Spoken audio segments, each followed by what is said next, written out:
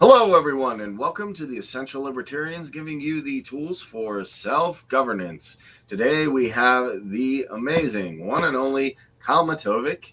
He is an ANCAP. He's the guitarist for Common Crown. I want to make sure that was right.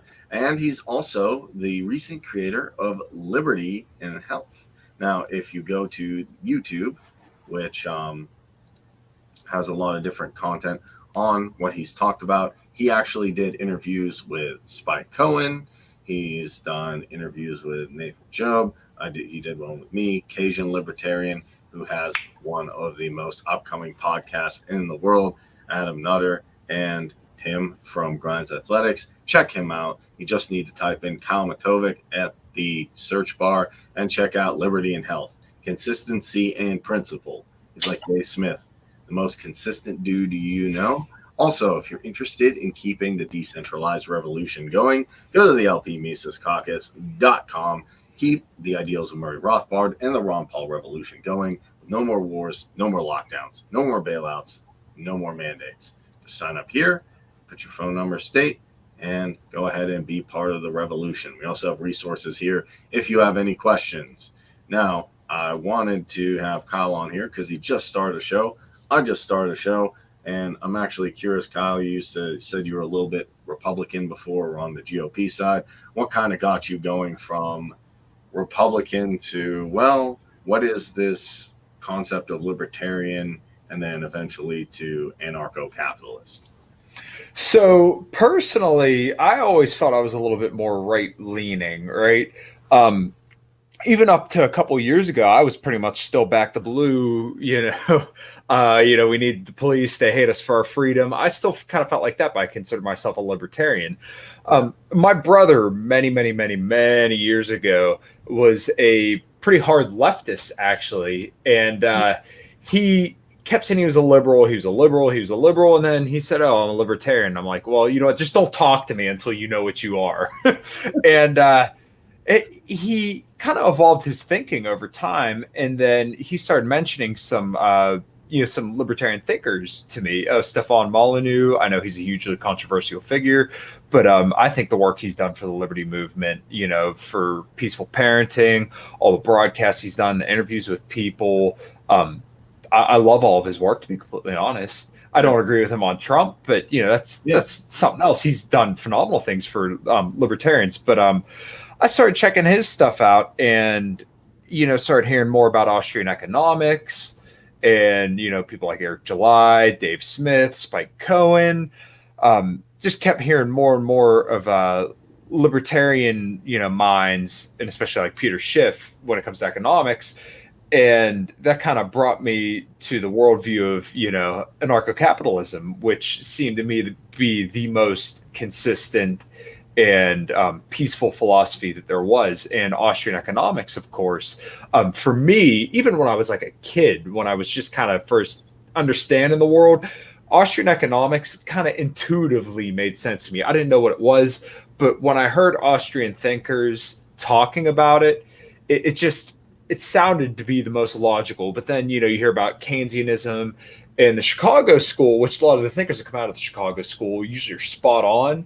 But then, their thoughts on the Federal Reserve and like the way that taxes kind of work just goes a little sideways. But Austrian economics to me always made the most intuitive sense.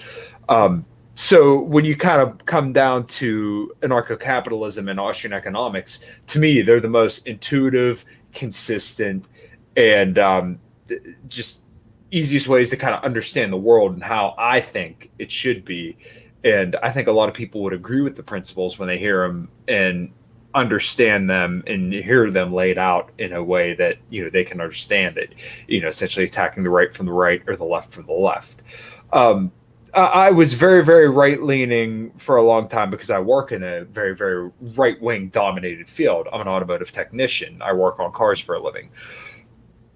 I work with all boomer cons. The boomer cons, they're all blue-collar guys, and they're all family guys. They're mostly great people, but they're, very back the blue, and if the president says it, the Republican president says it, then it's got to be good. So at first, for about the first 2 years of Trump, and even like before him, I was very turned off by the left, and I still am to a point. But you saw this craziness coming out of the left. Everybody's racist, everybody's misogynist, and everybody, white males are the problem with society, and that stuff. I'm like, well, that's ridiculous. Get out of here with that stuff. So I looked at the right, and they weren't doing any of that stuff. So I said, oh, well, I got to be with these guys, right? And they have a lot of good points. But then the problem and the disconnect was at about 2 years through Trump's presidency, when he announced the bump stock ban, I'm like, I'm not liking this. And then I learned more about his spending. I'm like, well, that's not really a right-wing thing, because right-wingers are supposed to be about, financial responsibility and fiscal conservatism, right? They're supposed to not spend a lot of money. They're supposed to decrease spending. And Trump was a war skeptic, but I'll touch on that a little bit more later. So I learned about all that, and I'm like, well, what the heck's going on here? Because this is, these are going actively against what right-wingers say they're for. Trump was, a 20-year Democrat who now all of a sudden campaigned as a war skeptic and a Republican, a border, a tight border guy. But then he bans bump stocks and literally says in a press conference, take the guns first, due process second. He ramps up military spending. He ramps up welfare spending, runs record trade deficits, and then implements tariffs, which Americans paid to the degree of 92%. All of these are, in my opinion, and from my understanding of right-wing views and Republican views, they're completely antithetical to Republicanism, conservatism, right? Because if you're a conservative, by definition, you want to conserve, you want to save money. And as a war skeptic, you should want to withdraw. You should want to bring the troops home. You should want to stop bombing so much, and you should want to end the wars. Sorry. Good? I was actually going to ask, because I found it interesting, and maybe I'm curious about these boomer cons. Because I had a professor who was like very big on George W. Bush, like, hey, we're getting George Bush is a good guy. He's doing this for Iraqi freedom. And then all of a sudden, after Obama, they turn around and go, oh, Iraq was a mistake. George Bush is the swamp. Now he's hanging out with Obama. And I still feel there's kind of like two Trump supporters I like. Like, I get the right isn't doing the crazy stuff with the, whole gender. The woke agenda, yeah. Woke agenda. But when I actually ask them, like, about this, Soleimani thing or Syria or anything, they're like, yeah, let's get it. Let's go there. I'm like, was Iraq a mistake? They're like, yeah, Iraq and Libya was a mistake, but it's okay this time. We have our guy in. So that's one thing I kind of saw, like a lot of Republicans just shifted, which to me is inconsistent. It's very hard, in my opinion, to rationalize being pro-Bush and then pro-Trump, because even you look, the nationalist side of Trump is not pro-neocon. Like, all the Bushes were doing, objectively, in my opinion, very, very big government things. Right. So can I interject here 1 second? Trump, in effect, was a neocon. Despite what people say, people could say he was an anti-neocon. All the neocons hated him, but he wasn't really. He, in effect, was not an anti-war candidate. As a candidate, I'm sorry, he was a war skeptic, and he was an anti-war guy as a candidate. As president, he was, in effect, essentially neocon. It was a continued failed foreign policy from Obama. Because, when it came to Somalia, he asked, well, what do we do in Somalia? They said, and I can't remember the explanation, but if you listen to the Scott Horton show, he explains it, obviously, a lot better than anybody else in the world could. But, he wanted to know what we're doing in Somalia, and they didn't really give him an explanation. Then he said, oh, well, escalate. When it came to the drone wars, right? Drone strikes, he killed as many people with drone strikes in just, I think it was 1 or 2 years, as Obama did in 8 years, right? Because he actually decentralized big government. He decentralized it by letting people lower on the chain of command authorize drone strikes, which therefore they were allowed to use more drone strikes and kill more people. There's articles. If you look up Trump drone strikes 452, it should come up. But yeah, 452% is the amount that he increased drone strikes. So for those people who are saying that he was an anti-war candidate, he did have rhetoric of being anti-war, right? He did wake a lot of people up about war stuff, and his biggest contribution was waking people up to how the mainstream media is a propaganda machine. He was spot on there, but the problem is that in effect he wasn't anti-war at all, No, right? no. And especially going after Soleimani, he was bad in Iran. And the one good thing that came out of the Obama administration was the Iran deal, Yeah, even yeah. though they've never been a threat nuclear-wise, despite what people will tell you. He backed out of that. And, if we sit here and keep pressing Iran and threatening war with Iran, well, then maybe you give them a little bit of reason to want to build up the nuclear arsenal, even though I really don't think they have the capacity to, because their GDP is like, I don't even think it's a percent of our GDP, right? So they're nowhere near the productive country that we are or could be. So do you really think that they're going to try and mess around and find out? Do you really think they want to go to war with America? They could, but they would probably lose. What I would say. Okay. What I would say is, because NATO exists and the SCO exists, it's much bigger than that, because the Shanghai Cooperation Organization encompasses a bunch of countries, which includes Russia and China. And that's a problem. I know they get help from, especially China. So could they? Yes, because if China helps them, yeah, I'm sure they could. Sanctions are crippling them. But yeah, I agree. It's not that Iran has like a great regime. They're not good with civil rights or anything. I'm not. No. When people say like you defend Iran, do you like the regime? I don't. I just don't want to, interject anywhere in that region. And I think that I was actually curious. So you talked about bump stocks and spending, like during the George Bush years and the Trump years. Since you listened to Scott Horton, you brought up Yemen, you brought up Syria and stuff before. Was there anything on the foreign policy side that kind of got you like, maybe these guys are doing the wrong things? Did you ever bring that up to like the boomer cons? Like, I get it, you want to be tough guy, but maybe we shouldn't bomb X country. Well, boomer cons always say, and this has just been my experience, your results may vary, but they say essentially, and this is a very, very sad thing, oh, they're animals over there. Oh, we should get rid of them. And what do you hear normally about, the Islamists or people who are, of that race? They say, oh, well, they support Sharia law. They hate us for our freedoms. But this goes back to kind of interpreting 9/11 in a vacuum, right? You look at 9/11 and you just say, oh, they attacked us, so we got to go get them. Well, what nobody understands is that we've been terrorizing their population for years and years and years and years beforehand. So if people were over here killing us, just look at it this way, and this is attacking the right for the right. But they're ramping up all sorts of fears about China, and we can get into that too. But imagine if China was over here killing women and children in front of us, and they're dropping 500-pound bombs on hospitals and children, and then we have this giant outbreak of cholera that is killing, where women and children are defecating and essentially starving and dehydrating to death. We would probably do some crazy stuff. we would do our best to get revenge on those people as well. So when you bring this up to boomer cons, they generally just don't even know of Yemen. They don't even know that we're doing anything over in Yemen. What it is. And actually, I asked people during the Iraq War, they're like, they're attacking us. I'm like, yeah. Oh, they're like, why would they attack? You're in their country. Like, it's nuclear science. And that's actually why I liked Ron Paul. And I was actually curious because I went from like punk rocker to listen to Ron Paul. I'm like, this guy makes a lot of sense here.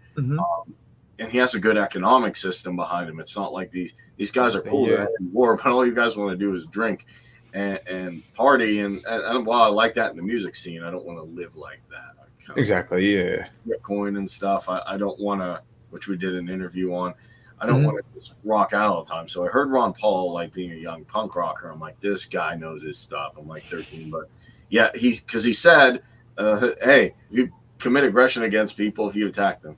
They'll attack you back. I don't think that was a revelation. I was kind of curious, did you have kind of a moment when you went from, I guess, being conservative or being back to blue to, okay, I'm going to be a libertarian. We still need some form of government. and then eventually kind of having that aha moment, like, okay, well, can we have it? Not saying it'll happen tomorrow. We can't do it gradually. I'm all for like states having governance and doing it gradually, but was there a point where you're like, okay, I'm Republican, Libertarian, then I'm going full ANCAP in the sense that I think we could do without it? Because a lot of people still say, even my friends in the Mises caucus, well, Kareem, it sounds good in theory. It sounds good in theory. Oh, I'd love if we could do that. But, classical liberalism, minarchism, that's the stopping point. Otherwise, like, X will happen and we can't do anything. Do you know what I'm saying? Yeah, yeah. It was more of a progressive thing for me, to be completely honest. I'm more so sided with the right just because they seem to reflect most of my closest held values, and they said a lot of things that I agreed with. But then over time, as I learned more about war and kind of got a little bit more principled as a libertarian, that's kind of what turned me more so to it. But I remember having a conversation with my brother and him saying that he was an anarchist, and I said, well, there would be chaos. And then it was such like a dumb answer, but it really, I had to think about it. He said, you don't think we have chaos now? And I kind of stopped and I had to think about it. And I'm like, yeah, I guess so. I guess you have a point. And that was, I don't want to say that was the exact moment, but if there was a hill and at the bottom of the hill was anarchism, I definitely tripped and started rolling down that hill towards anarchism at that point. So it wasn't like necessarily a light being switched on or off, but it was definitely a progressive thing where you kind of have to pull the string on it, and eventually you're going to get to the spool.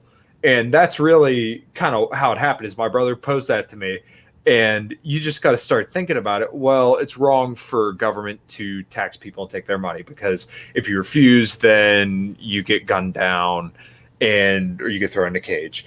I was very anti-weed as a kid. I wanted weed to be illegal. This should tell you how much of a freaking boomer con I essentially was. Wow. They hate us for our freedom, back the blue, and weed should be illegal. That's where I was probably 10 years ago. But then I evolved to, okay, well, I still hate marijuana, but I really don't care if people smoke it. I hate the smell of it. I know so many people that smoke themselves retarded, and I'm sure those people would still be losers regardless if they smoked weed or not.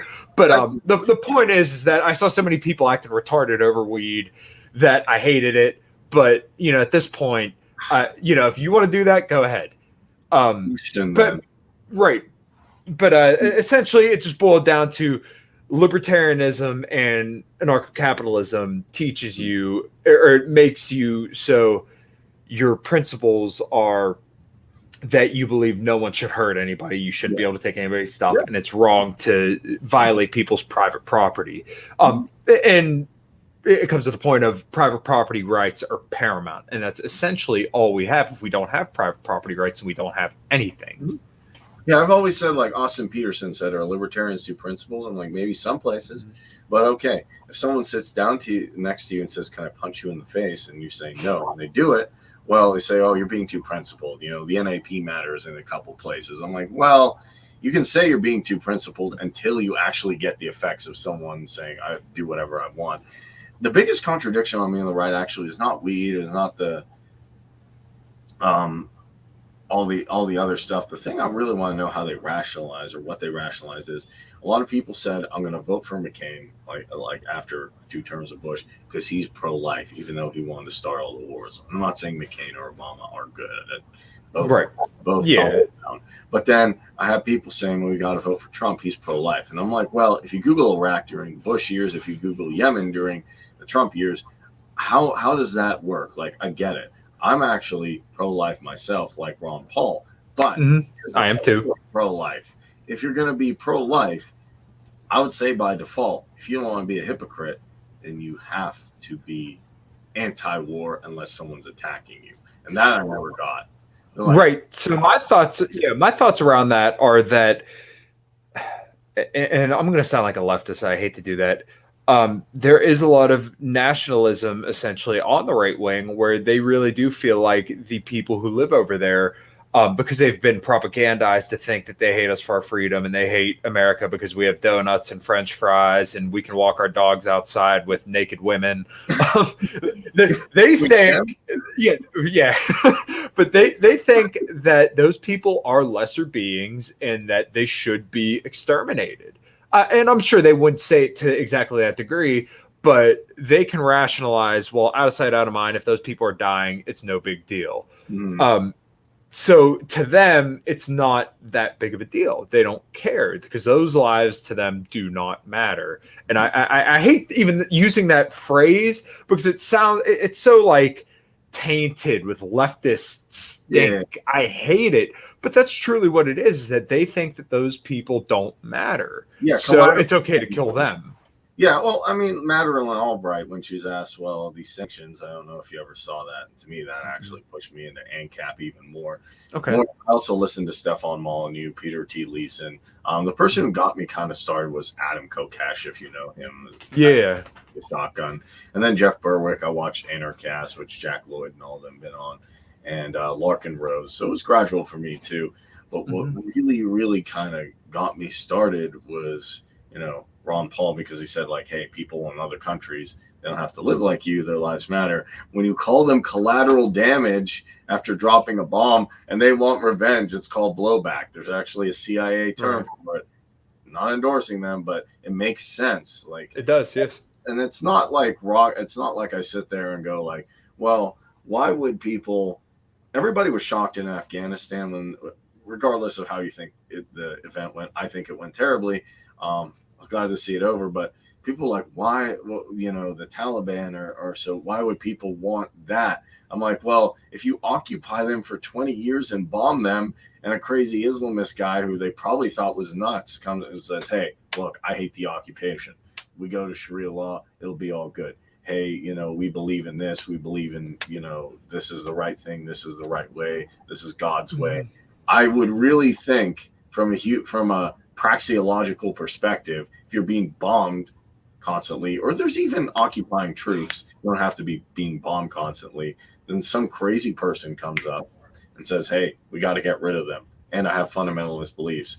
I probably at that point would say, hey, he's crazy, but we have to do that. So that's kind of my opinion, what the result of that is. And more people understood that. Because my teachers told me that too. They're like, oh, they don't like the fact that people can have freedoms and drink in bikinis and stuff like this. I'm like, that doesn't make any sense. I've been over there.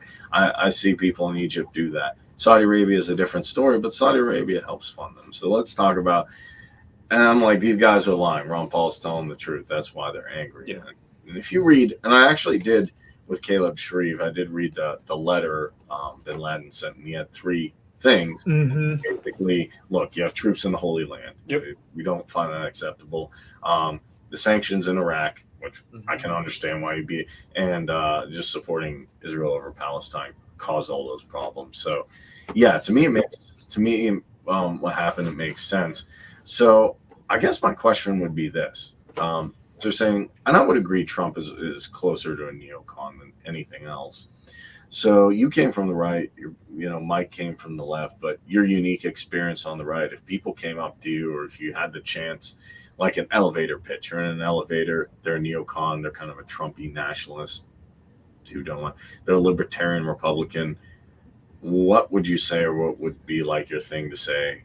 Okay, I have a few seconds. Here's why you should be a minarchist or an ANCAP, or just kind of go in the, they don't have to go full ANCAP, but kind of go at least more libertarian. Does that make sense?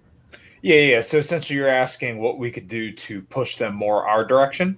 Yeah, because I had some Trumpers, and I'll even tell you the story. I had like one dude, he was a big Trumper. He was working with me during the weekend, had like the whole, literally like American bandana, like all American. He's like, I like Trump and stuff. And I said, well, kind of disappointed with a lot. And he said, are you on the left? I said, no, I'm a libertarian. He didn't know what that was. So I started saying like, hey, what do you think about ending the drug war? Like, should people have the right? He's like, yeah, get down with that. what do you think about, and I like pull this policy, like, reducing taxes, getting rid of the IRS. Yeah. And I talked to him for about 25 minutes to 30 minutes. And we got down to the point where I'm like, what do you think about defunding the whole Pentagon and letting the states handle defense? And I mean the whole Pentagon, not just cutting it in half, not just like we fire Miley, not just, shift around some generals, the whole Pentagon. He's like, well, if you figure out a way you could do it, let me know how you could do it and that work. And I'd be for you doing that. And I'm like, he's like, and I'm like, hey, that's pretty cool. He's like, I'm more libertarian than I thought. So is it just, yeah, how can we get them, like a lot of these people who say Trump won, or the people who are saying, like, I like Dan Crenshaw's policies, he just voted for Rick. How could I get them to go, okay, maybe I had the right perspective, but I'm using the wrong vehicle, or I'm on the wrong side? My opinion around that, I'm going to apologize because my dogs are barking downstairs. Um, so if you get a little bit of background noise, I'm very, very sorry about that. But my opinion on that is that we do have to hold these people's hands and take them to their logical conclusion. Because okay, if you're going to say that this amount of government is bad, then we have to go to the logical conclusion and say that in effect, if you give them an inch, they take a mile, right? And then what happens? We end up with this government. And look, you guys love Trump, but look what happened. We still got all locked in our homes in 2020. He spent more than any president in the history of the United States, killed more people offshores than any other president in history. I might be wrong on that, but I think Bush definitely killed more directly than Obama was pretty bad. I don't think he used more drones. I don't think he killed more. So you can give him that, but still, his anti-war rhetoric was not legitimate. Just because, right? Oh, okay. So this gets to a point that I wanted to bring up, and a lot of libertarians, and I also hate this red pill, blue pill stuff because I kind of being in the men's community kind of world, I look at it as intersexual dynamics, and it tends to be a little too vague because when people say red pill, it just means anything that they like, and basically it's a very self-fulfilling prophecy kind of. People just use it as a catch-all term to say, oh well, I'm red pill, so everything that I like is red pill, and everything that I don't like is blue pilled. Yeah. So you want to take people to logical conclusions, right? And you have to tell them, look, after 4 years of Trump, we're further in debt. We're still in all the same wars except for Afghanistan, which to his credit, he did negotiate ending Afghanistan, but then Biden kicked the can down the road so that way he could claim credit for it. You have to essentially tell them, look, this was an abject failure. You could say the economy was booming, but if we did have the greatest economy the world has ever seen, it wouldn't have been able to be ruined in a year. It just wouldn't have. We wouldn't have produced the largest trade deficit in American history, which was subsequently broken by Joe Biden just actually this last month, which is going to go even higher. You guys need to find a new vehicle, or you need to find something that's going to work for you. And look at this beautiful philosophy that we have. Libertarianism. Don't hurt people. Don't take their stuff. It's that simple. That's all you need to know. And guess what? You'll be perfectly fine. You're worried about welfare and warfare? Welfare, there's plenty of charity, right? And Republicans know this because Republicans actually give more to charity than left-wingers. Yes, right? They do. So we can have private charities. You're worried about warfare? Well, you have a Second Amendment, or even going beyond that, it is your God-given right to protect yourself. People aren't going to come over here, and so long as we're trading with other people, they have no reason to attack us. Because if they attack us, then that's one less person they can trade with. So as long as we have free trade, and once again, we're not hurting people with free trade, despite what Trump and all the right wingers would tell you. Free trade is good.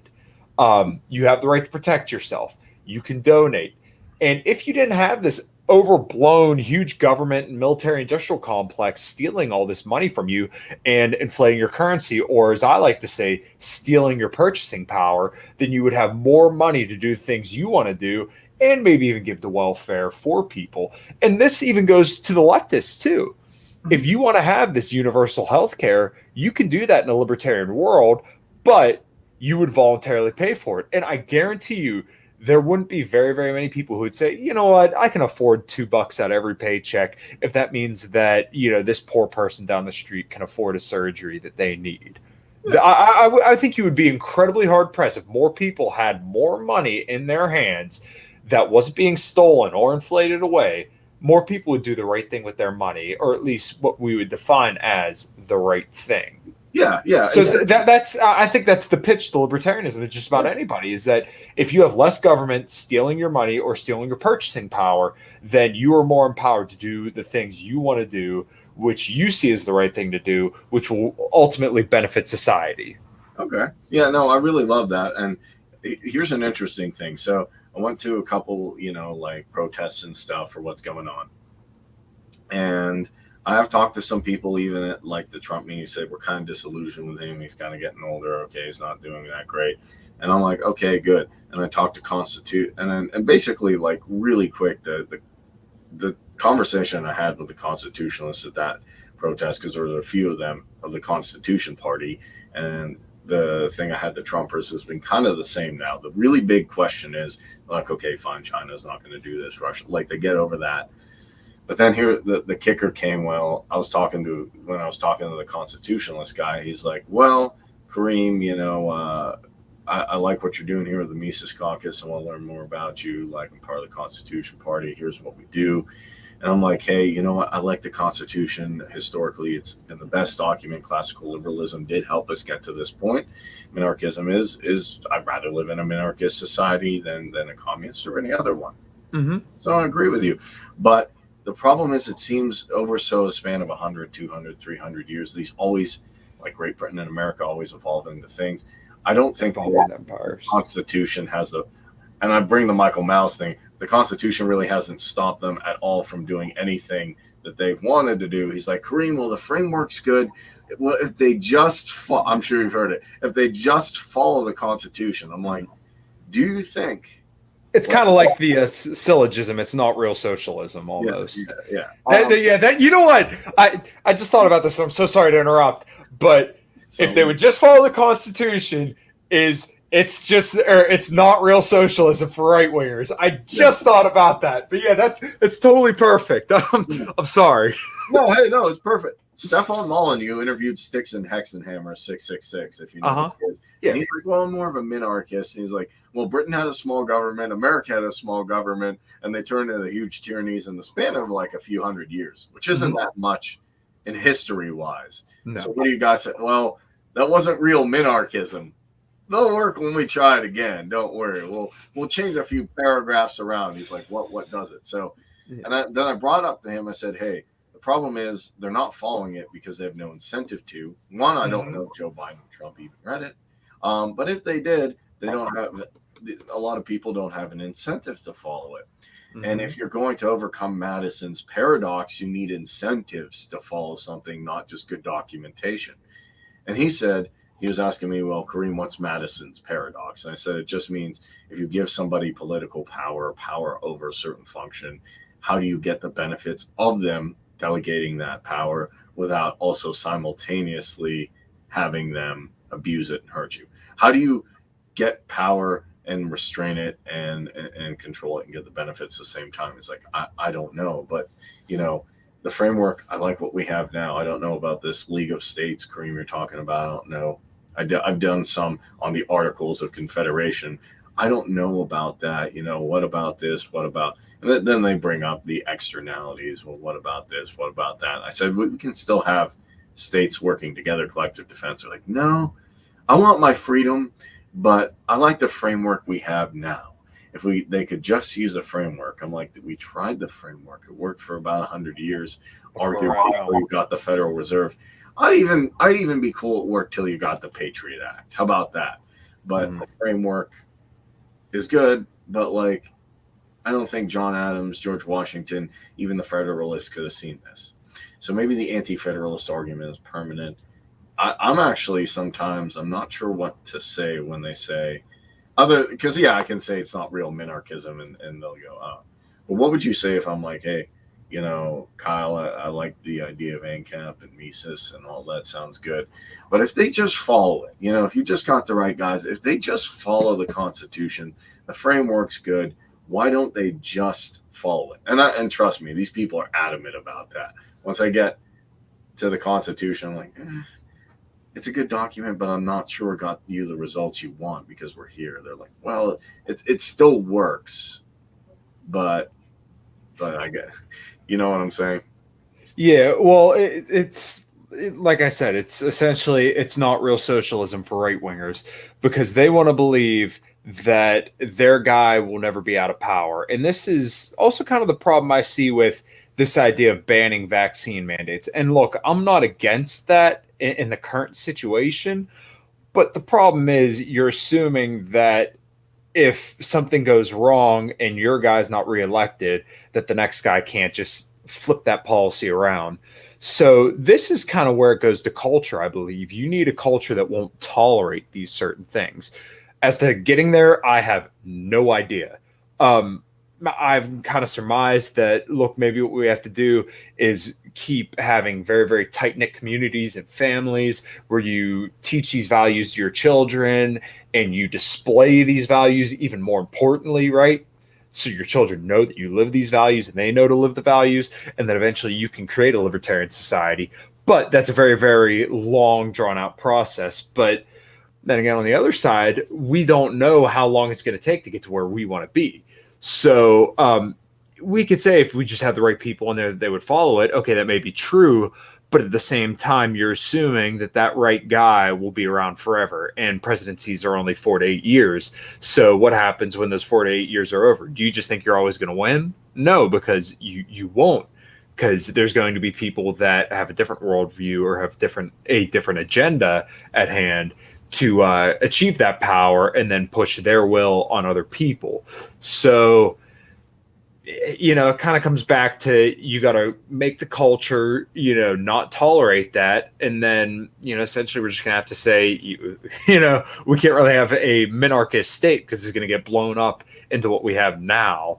And maybe somebody has an argument that you could make the government follow the Constitution and, maintain monarchistan for a extended period of time or, for the rest of eternity. But if so, I just have not heard that argument. And I don't know what that would look like. It definitely doesn't look like what we have now because the Supreme Court, in effect, is only there to interpret the Constitution the wrong way. It's never to interpret the right way. It's always to interpret it the wrong way. So that's kind of my argument against people who want to claim to be constitutionalists or minarchists. It's the Lysander Spooner quote. Either the Constitution has failed to let the government get as big as it is, or it has allowed the government to get as big as it is. Either way, the end is still where we're at. Mm-hmm. Yeah, and I love that Lysander Spooner quote. I also like the one, a man's no less a slave because he can choose a new master every 4 years.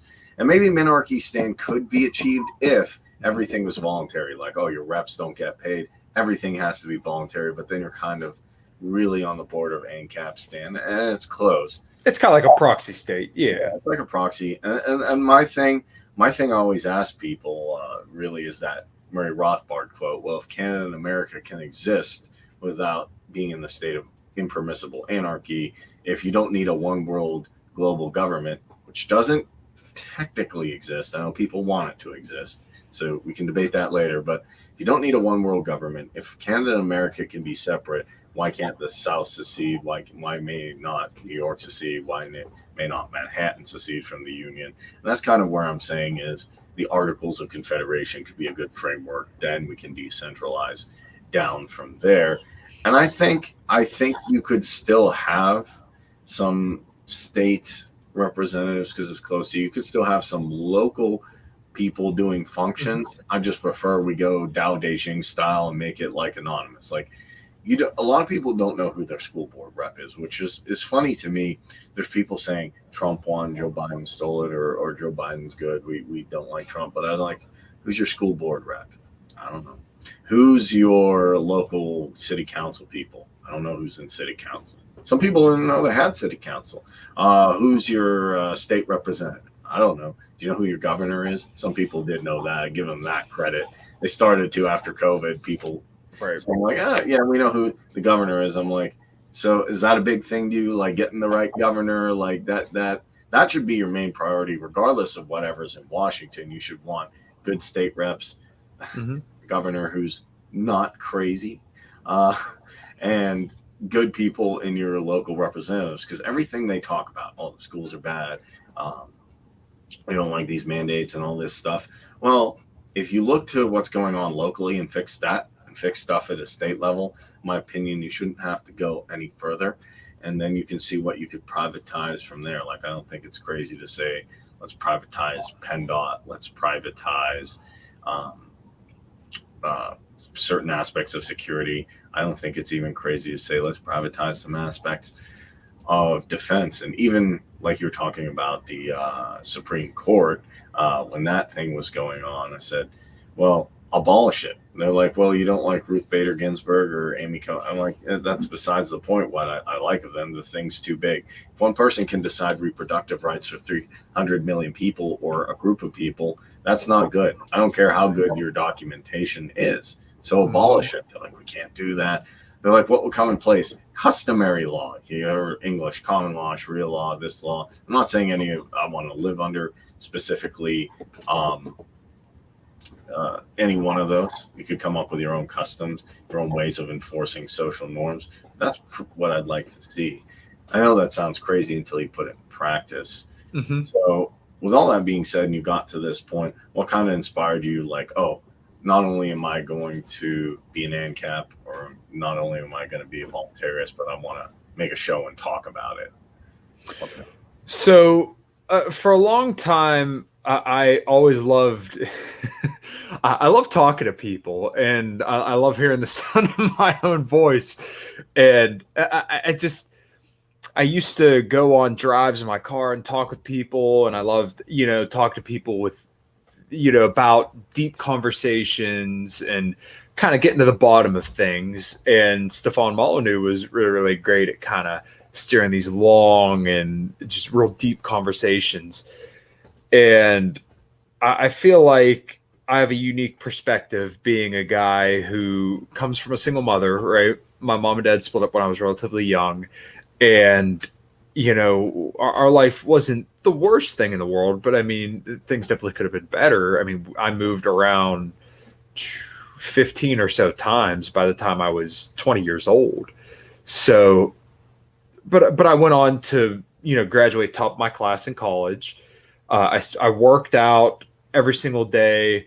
I went to school for 8 hours a day and then would work 6 hours a night. I was working full time and going to school, graduated top my class. And then I moved out into the real world. And, if you look at my life and where I came from on a sheet of paper, I should be a failure, right?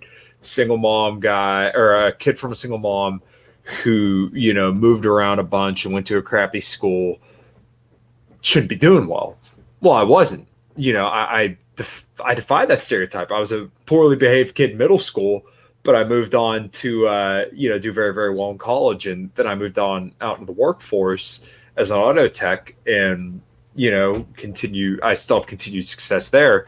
So I felt like I had a unique perspective amongst people my age, but I could also empathize with people who are older than me because I worked with most of them and I kind of understand their point.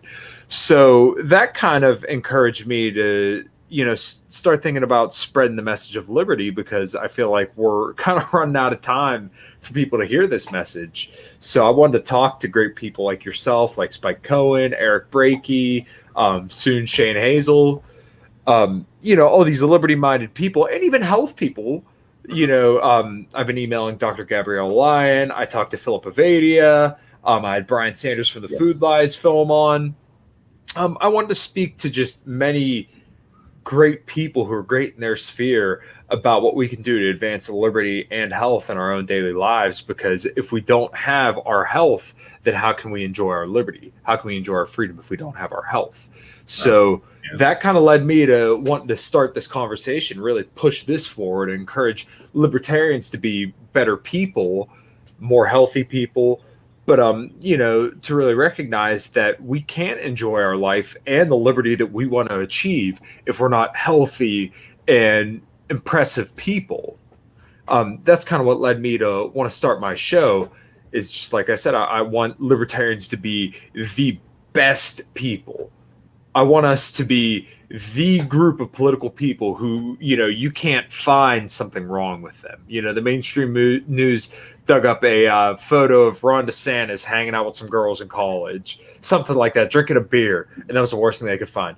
That needs to be us. We need to be the most solid, jacked and tan group of people who have the best families, the best political philosophy, and are in the best shape out of every political faction, because you know what? You can't mess with us then, because we will be uncompromising, we will be principled, and we'll have the family to back us up. That's my view of libertarianism, where I think it needs to be. Yeah, and I think we can definitely get there. I like one thing Hannah Cox said after January 6th, regardless of what you think, is libertarians are the only group of people, the only political people who haven't used like a mob to try and get something done. Mm-hmm. And regardless of what people think of that, we see a lot of animosity now, and I'm sure you see, the boomer colonists that want to talk to these people. A lot of people I've seen rural and cities kind of don't want to work, and a lot of states are saying, go California, my Texas and stuff. I think we would agree on this, but what do you think of a peaceful divorce, and what do you think of Pennsylvania actually saying, okay, we're going to start this domino by either nullification or secession or a free state project? I just thought that was a last bonus question. If you want to answer. Yeah. No, I really like the idea of a secession because, people flirt with the idea of a civil war all the time, but I don't think that has to happen because everybody knows the cultures of New York, the cultures of Florida, the cultures of Texas, the cultures of California, the cultures of Wyoming, the cultures of Pennsylvania, you name the area, they're all significantly different. So why should these people have to live under the same ruler when clearly their interests conflict? And in Ancapistan, although we're so far away from there, it's still, I still think it's right to talk about it. And if we decentralize all these states and we have a peaceful secession, then these people can have their toxic garbage island over in New York, and California could be California, and they don't have to bother anybody else. And they can have their tyrant, a dictator of a governor if they want, and we can have no governor if we want. I think that's the beautiful thing about it, is that nobody has to lose. This is a win-win solution. And this is actually something that I don't really hear a lot of libertarians saying, is that it is a win-win solution. Nobody has to lose. Nobody has to get hurt. Everybody can just go their own way. And guess what? If you don't want people coming in there, you can have closed borders or open borders if it's your own private state that is seceded from the union. I don't see a downside from this. People, I don't know the arguments against it, and perhaps I should be a little bit more well-versed on it, but I don't see the downside of it. Everybody can have their cake in this situation and eat it too. So what's the opposition? If somebody has a legitimate opposition, I'll hear you out. But once again, if you want to have your well-armed militia in southwestern Pennsylvania in the middle of nowhere where you and your boys can piss in the backyard and have your herd of goats ready to go, then you could do that. And if in New York you want to wear 3 masks and stay locked in your home on a 90-degree day and say that you're stopping the spread and you're a good global citizen for going vegan and drinking an almond milk latte at 6 o'clock in the morning, then you can do that. Because guess what? None of those people are harming anybody. And if we all secede, then you can do that. And the people in New York don't care what you're doing. The people of Pennsylvania don't care what you're doing. Once again, you can have your cake and you can eat it too. That's my case and how I feel about secession. And once again, if anybody has, opposition to that, I'll hear you out. We can talk about it, but I really don't see a better way to kind of peacefully resolve all the tensions that are going on right now. I don't either. The 2 points of opposition I got, besides they should follow the Constitution, which we discussed, are, well, Lincoln kept the states together. I'm like, well, your boy Lincoln, I like how Republicans are like, we're the party of Lincoln. I'm like, Lincoln was a terrible dude. Like, one, he was not a civil rights hero. Look at his quotes and look at General Lee's quotes. Lincoln pretty, was not a fan exactly of other races. Can I say it that way? A nice way on YouTube. Not a huge fan. He was not Martin Luther King. He's not fighting for equal rights here. That's one thing. Second, yeah, he kept the Union together. He killed 5% of the population to do it. And with today's weapons, it'd be more like 10, 15, 20, 30. And to really take a look at that in the 1800s, yes, it caused some problems. Rebuilding civilization now would be terrible with how many people are like, because at least I feel back then, maybe people had some semblance of here's how I'm going to do this, here's how I'm going to, like, me myself included. I have this, I have my Bitcoin, I have my computer. I'm doing a lot of things online. I'm starting to learn homesteading and stuff like this, and even like how to work on cars and things like that. A lot of people don't know. So rebuilding civilization would be a huge problem if you say, oh, let's keep the Union together. Well, Lincoln did it. He killed 5% of the total population. I believe that's correct. He killed a lot of people. They did terrible things to the South. Go watch Gone with the Wind. The North wasn't all like virtuous, we love everybody, abolitionist people. Sorry. The other one is China. I'm sure you've heard. Well, if All right, sorry. Eric July went over this, but he's like, we can't leave. We can't. Why? China. He's like, you're worried about China? There's people next door who want to do accent. He's like, we got dudes next door. And I agree with that. We have people next door that vehemently disagree and want to enforce their lifestyle, and we want to enforce theirs and yours. And I say, hey, can't states agree that if we split up, we can still do collective defense? We'd still have the American sense of unity, and that'd be my argument. But those are the two big ones. Lincoln kept the Union together, through violence. And two, well, the minute we split, it's kind of like the like when I listened to Dan Bongino and the other conservative people. Well, the minute we split, like the CCP, as terrible as they are, I mean, it's not a CCP endorsement. They're bad with Hong Kong, the Uyghurs. They're bad with Taiwan, Tibet. They're not good people. Communism doesn't work. But they have nothing to do. They're waiting like, okay, whether they sign it in Harrisburg yet, they did. Well, yeah, so my 2 points here.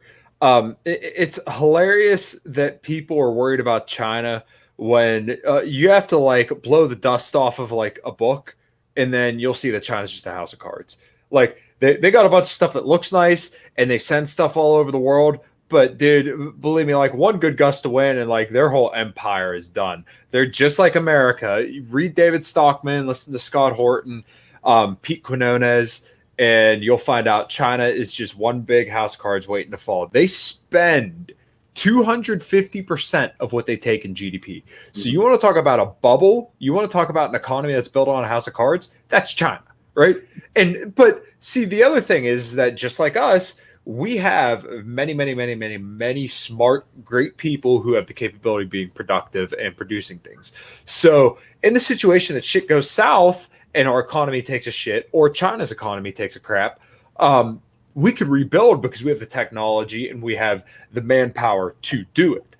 But the thing is, China's not looking for a war. Look, if they go to fight Taiwan, we could try to go over there, but just think about it. Like, do we really have an obligation to defend Taiwan? No. And like Millie saying, "Oh, when I attack you, I'll let you know." I'm like, "Oh wow, you nice going." Like, amazing. Well, yeah. So right wingers are so worried about China, but it's like your government has locked you in your house for almost 2 years, and you're worried about China. Look at what your government's doing to you. Yeah, you're worried about China. Like we can worry about that. That's fine. But why don't we figure out like how we can just walk around without having to show a vaccine freaking passport?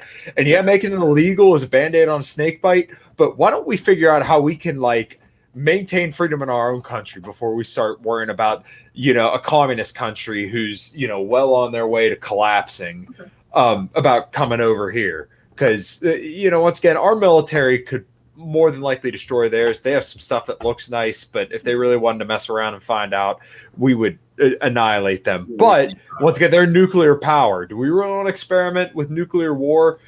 because that would mean, okay, well, we bomb China, they lose a city, and then we lose half of California, we lose Illinois, we lose a couple. Do we really want to like fight that? Because we're playing the Ponzi scheme game too. You know, we print up the paper dollars and send them paper, and then they send us stuff. Who's really winning in this situation? Let's talk about that. You know, we have a $93 billion trade deficit, and somehow we're supposed to believe that we're the ones being conned. We send the world debt, and they send us stuff, but somehow we're being conned. Just think about that for a second. And this goes to the debt thing too. You know, if your creditors were giving you money hand over fist, and then all of a sudden you turned around and said, "Hey, you were ripping me off.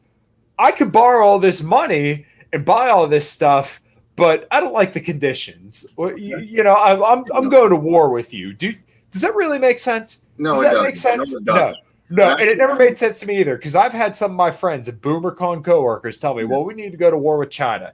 Just stop and think about that for 2 seconds. As I said earlier, we send them debt, they send us stuff. How about we stop trading with them and we build the stuff here? Oh, wait, that means that you would have to actually repeal regulations. You would have to have capital equipment. You would have to raise interest rates so that way people would be encouraged to save. Once people are encouraged to save, they can have the money to buy capital equipment and invest and then become more productive. And then guess what? We can have trade surpluses and have a viable economy instead of trade deficits and a not viable economy.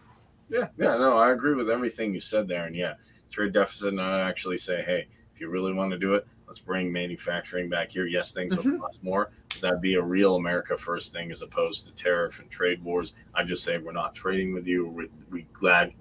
Well, it was a trade war. It was a trade war that we lost.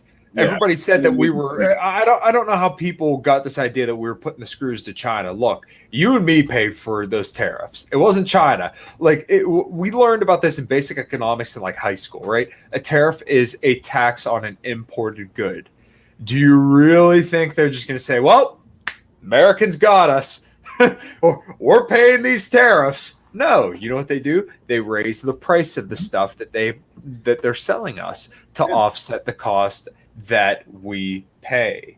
Yeah. It's not free. We don't win the trade war by putting tariffs. That's not even a band-aid on a snake bite. It's sticking a knife in the freaking snake bite. Exactly.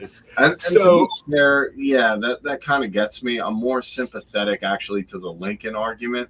But like, do you have anything to say to that other than, yeah, he murdered a bunch of people? Like, I get it. You can say the South had backwards ideas. They did in some aspects, but they have the right to leave if they think. I think it would, you know, that particular practice of slavery would have died anyway with abolitionists advocating for it.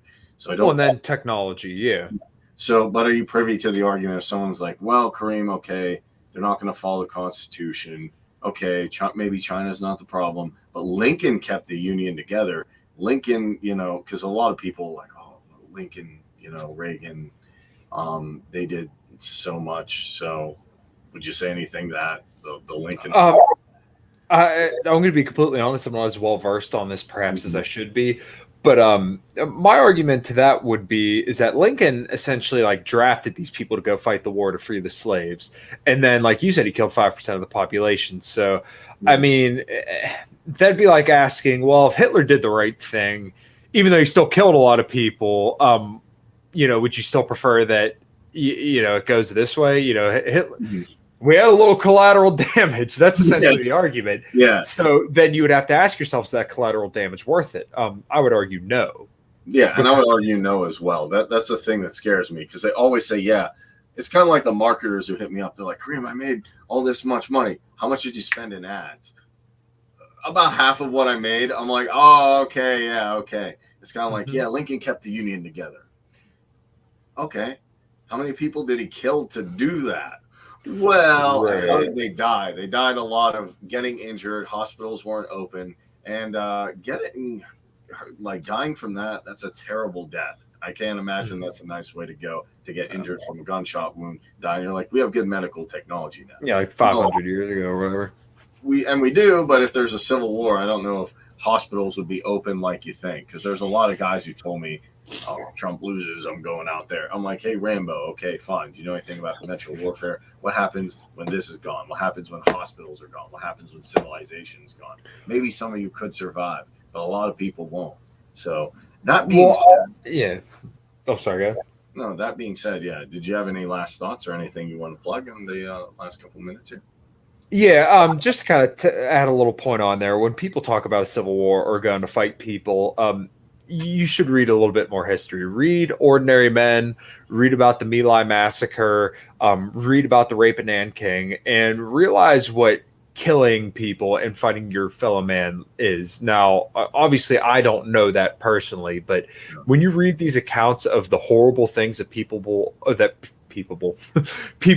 are capable of doing, and understanding like the mindset and how ugly things can actually get just by ordinary people like you and me, understanding just how ugly that can get, should give you pause before you think that you want to go run to the hills and, you know, kill your neighbor just because they disagree with you about the tax rate.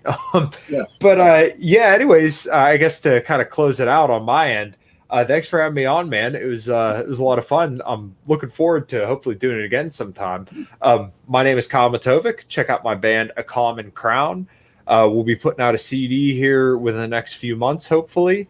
It has a bunch of raging tunes. I'm super stoked about it. Check out Liberty and Health. I'm on all major streaming platforms. Also on my YouTube, I do commentary on current events and economics.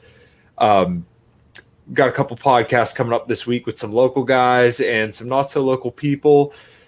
If you want tips about losing weight or Austrian economics, stuff like that, feel free to check out my channel. Find me on Facebook at Kyle Matovic, KyleMatovcik. And like I said, check out the band A Common Crown. And yeah, that's where I'm at. And one more time, man, thanks for having me on. Yeah, thank you for coming. And one thing I'll definitely say is we got to get the information out there. If we can get the right information out there, we can turn this thing around. As bad, I like what Eric July said. As bad as it, as fast as it got bad is as good and as quick as it can get better. So it got bad quickly. I think we can turn it around in that same amount of time. I'm also going to give Kyle a plug here. Go to type in Kyle Matovic and Liberty and Health, as he said. Check out A Common Crown. You can also find him on Facebook at Kyle Matovic here. And also a shout out, we talked about foreign policy, to Scott Horton. You can go to scotthorton.org and also read about what's going on. If you don't know what's going on in Yemen, I think you owe it yourself at least 10 minutes. It could be one of the worst events in history. And you have the ability to educate yourself about it and even potentially stop it if possible. That said, check out the LP Mises Caucus to keep the Ron Paul revolution going. No more wars, bailouts, lockdowns, or mandates. I am Kareem with the Essential Libertarians, giving you the tools for self-governance. I'll see you in the next video.